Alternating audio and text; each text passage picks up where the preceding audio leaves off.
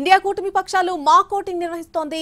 పాత parliament భవనంలోని central హాల్లో mock polling జరుగుతోంది.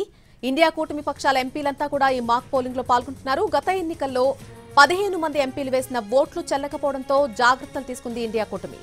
ఈసారి కూటమి ఎలాంటి టెక్నికల్ ఎర్రర్లు జరగకుండా చూసుకునే ప్రయత్నం చేస్తోంది.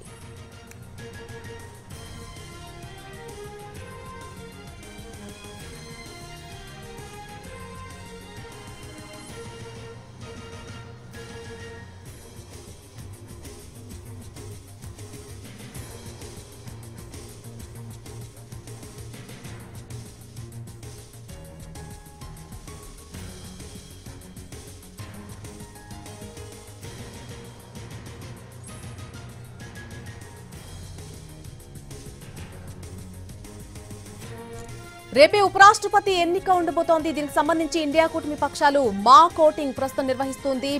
పాత పార్లమెంట్ భవనంలో సెంట్రల్ హాల్లో ఈ మాక్ పోలింగ్ అనేది జరుగుతోంది.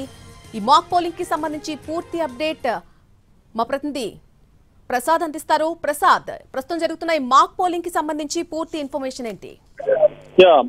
పాత పార్లమెంట్ భవనంలో సెంట్రల్ హాల్లో ఇండియా కూటమి చెందిన పక్షాల చెందినటువంటి ఎంపీలంతా కూడా సమావేశమయ్యారు. ఈ సమావేశంలో అందరికీ కూడా ఆ ఓటు అంటే బ్యాలెట్ ఏ రకంగా ఉంటుందో ఆ కాపీలను అందజేయడం జరిగింది. ఆ కాపీల్లో ఇద్దరు పేర్లు ఉన్న ఎన్డీఏ కూటమి అభ్యర్థి పేరు, అదేవిధంగా కింద ఇండియా కూటమి అభ్యర్థి పేరు. ఆ రకంగా ఆ అభ్యర్థి పేరు ఎదురుగా ఉన్నటువంటి బాక్స్ లో 1 అనే అంకె వేసేయాలి అని చెప్పడం జరిగింది. పూర్తిగా అవగాహన కల్పించేందుకు గాను ఈ సమావేశాన్ని ఏర్పాటు చేశారు. అందరూ కూడా ఇప్పుడే కొద్ది నిమిషాల క్రితం ఈ సమావేశం ముగిసి అందరూ కూడా వెళ్ళిపోతున్నారు.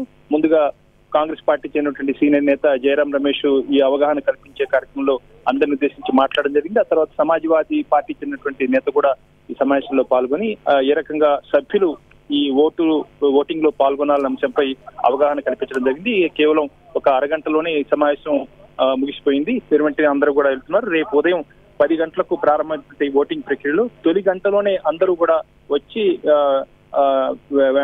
5 గంటల లోపు కాకుండా తొలి గంటలోనే ఓటింగ్ లో పాల్గొని అందరూ కూడా వేగంగా పాల్గొనని చెప్పి కూడా సూచన చేయడం జరిగింది. ఆ మేరకు రేపు ఉదయమే అందరూ కూడా పెద్ద సంఖ్యలో ఓటింగ్ లో పాల్గొని తమ ఓటు హక్కును వినియోగించుకుపోతున్నారు.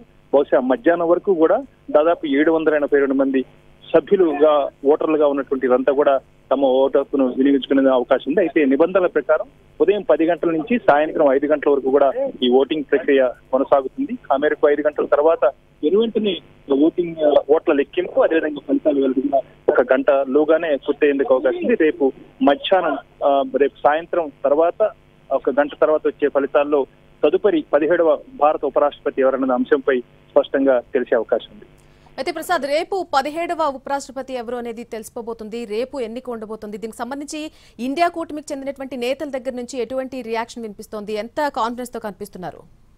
ఖచ్చితంగా తమ ఓటు హక్కు వృధా కాకుండా ఉండాలన్నది ప్రథమ ఒక సూత్రం. ఆ తర్వాత ఇతర పార్టీలను, చాలా చిన్న పార్టీలు, ఇండిపెండెంట్స్ వాళ్ళందరినీ కూడా సంప్రదించి అధిక మొత్తంలో ఓట్లు సాధించాలి. తమ ఓట్లు జారిపోకుండా ఉండాలి. అదేవిధంగా అదనంగా ఇతరత్ర తటస్థంగా ఉన్నటువంటి పార్టీలు, ఇండిపెండెంట్ నుంచి ఓట్లు సాధించుకోవడంతో పాటు పెద్ద సంఖ్యలో, అంటే ఇప్పుడు ఉన్నటువంటి లెక్కల ప్రకారం చూసినట్లయితే ఎన్డీఏ అభ్యర్థి దాదాపు 420 ఓట్ల ఆధిక్యతతో తన సంఖ్యాబలం ఉంది. అయితే ఇండియా కూటమి చెందిన అభ్యర్థికి దాదాపు 330 ఓట్లు సాధించేందుకు అవకాశం ఉంది. ఇది కేవలం ఉన్నటువంటి ప్రస్తుతం ఉన్నటువంటి లెక్కల ప్రకారం. అయితే ఇతరత్ర క్రాస్ ఓటింగ్ కూడా జరిగే అవకాశం అని చెప్పి ఇరుపక్షాలు కూడా ఆశిస్తున్నాయి, ఆ ఆశాభావంతో ఉన్నాయి. కాబట్టి చూడాలి ఎవరెవరు క్రాస్ ఓటింగ్ పాల్గొనేందుకు అవకాశం ఉంది. పైగా బీఆర్ఎస్ పార్టీ ఓటింగ్ లో పాల్గొనడానికి సిద్ధంగా లేనట్టుగా గైర్హాజరయ్యేందుకు కూడా నిర్ణయం తీసుకున్నట్టుగా తెలుస్తుంది. దీనిపై ఒక స్పష్టమైనటువంటి ప్రకటన కూడా వచ్చే అవకాశం ఉంది. ఏదైనప్పటికీ కూడా ఈ ఓటింగ్ ప్రక్రియలో అందరూ కూడా తమ ఓటు హక్కును వినియోగించుకోవాలి, సద్వినియోగం చేసుకోవాలి. ఎక్కడక్కడ ఓటు వృధా కాకుండా పోయేందుకు గాను అన్ని జాగ్రత్తలు తీసుకునేందుకు ఇలా మాక్ ఓటింగ్ లో పాల్గొనడం జరిగింది. ఈ రోజు సాయంత్రం బహుశా బీజేపీ నేతృత్వంలో ఎన్డీఏ కూటమి చెందినటువంటి పక్షాలు చెందినటువంటి ఎంపీలంతా కూడా మాక్ ఓటింగ్ లో పాల్గొని వారు కూడా సమాయత్తమయ్యేందుకు అవకాశం ఉంది. ఈ రోజు సాయంత్రం పార్లమెంటు భవన సముదాయంలోనే ఉన్నటువంటి జీఎంసీ బాలయోగి ఆడిటోరియంలో బీజేపీ, ఎన్డీఏ పక్షాలు చెందినటువంటి ఎంపీలు మాక్ ఓటింగ్ లో పాల్గొనేందుకు అవకాశం ఉంటుందని తెలుస్తుంది. ఇరు పక్షాలు కూడా ఆశాభావంతో ఉన్నాయి. ఒకరు క్రాస్ ఓటింగ్ చేసుకుని తమ అభ్యర్థికి మరింత భారీ సంఖ్యలో మద్దతు తెలిపేందుకు అవకాశం ఉందన్న అంశాన్ని వ్యక్తం చేస్తున్నారు. Right Prasad, thank you for the update. ప్రస్తుతం అయితే ఇండియా కూటమి మాక్ పోలింగ్ అనేది కొనసాగుతోంది. ఈ రోజు సాయంత్రం 4 గంటల సమయంలో ఎన్డీఏ పక్షాలకు సంబంధించినటువంటి మాక్ పోలింగ్ కూడా జరిగేటువంటి అవకాశం కనిపిస్తోంది. రేపు ఉపరాష్ట్రపతి ఎన్నిక ఉంది, చూడాలి మరి. ఇటు ఇండియా కూటమి కావచ్చు, అటు ఎన్డీఏ పక్షాలు కావచ్చు, చాలా నమ్మకంతో, చాలా భరోసాతో ముందుకు వెళ్తున్నటువంటి నేపథ్యం కనిపిస్తోంది.